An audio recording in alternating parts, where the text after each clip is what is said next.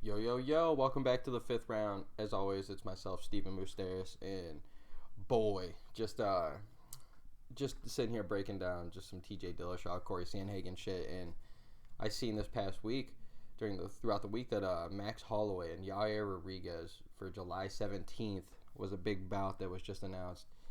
And man, I spent a couple videos already now in my days, the couple weeks I've been doing this that about Max Holloway, the daddest man on the planet, like one of my favorite fighters, if not my favorite fighter right now, and he is fully embracing this this weird zone where he's in right now, where it's almost like a LeBron James if I had to bring in the NBA, where it's like, yeah, okay, KD and the Warriors might have won it that one year because they were super stacked and all that shit, but it's LeBron James. LeBron James is the best player in the league. If you're beating him, you're technically beating the champion. Like, we all look at LeBron as the champion throughout that time, ever since Kobe for sure retired, and just like the last like 8 years, 7 years at least. Like, you know, if you're gonna beat LeBron, which seems to be in the finals, like it's usually never anything else.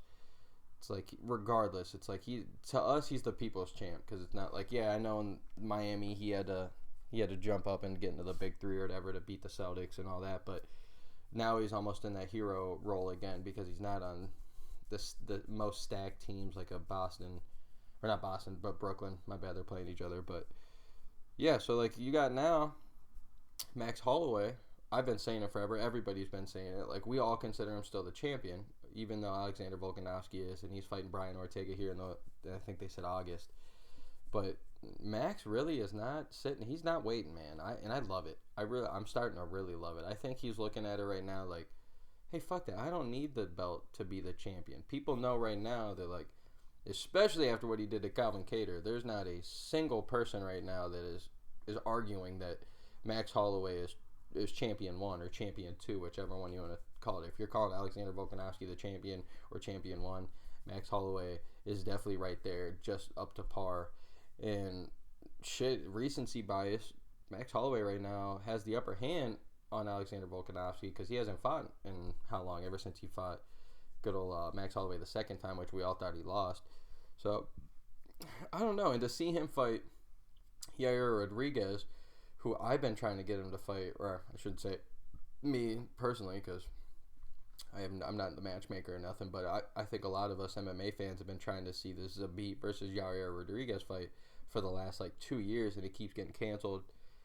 It's almost like a modern day Tony Ferguson Habib fight, where it's like it's booked 7 times, but it gets canceled 7, and we never ever see it ever. And like, you cannot be mad at all right now if you're Yair Rodriguez taking that fight. Like, that's your championship fight right now. Like, I was saying it for Calvin Kattar. Like, you got yourself a championship fight. You beat Max Holloway, dude. You're promised a title fight, regardless of what happens. And I don't know. It's just got this feeling right now of like, I love where Max is at, where he's fuck the belt, fuck waiting. I'm about to just continue to run everybody over and take everybody out in the division. And sooner or later, I'm not going to be able to fight anybody but the champion. And it's kind of a lot like Robert Whitaker right now, where, don't get me wrong, Israel Adesanya beat the fuck out of him in comparison of Volkanovski versus Holloway. But ever since, Robert Whitaker has fought three or four fights more than Israel, especially at the weight class, and he's been devouring everybody. He's been taking out all the top contenders that if, like, hey, Israel's been saying, if he wins, if you guys beat Robert, I'm fighting you, and then Robert destroys everybody. So it's like Max is kind of doing the dirty work right now for Alexander Volkanovski, and as an MMA fan, like, you gotta love it. Like, I was a little questioning of like the actual fight being announced. Like, I think Max is steps ahead of Yair, but I really like how I really like how Max is just like, fuck this shit. I'm just gonna take it and just go with it. Like, I'm not getting any younger. I'm not getting any older. Like, or I'm only getting older.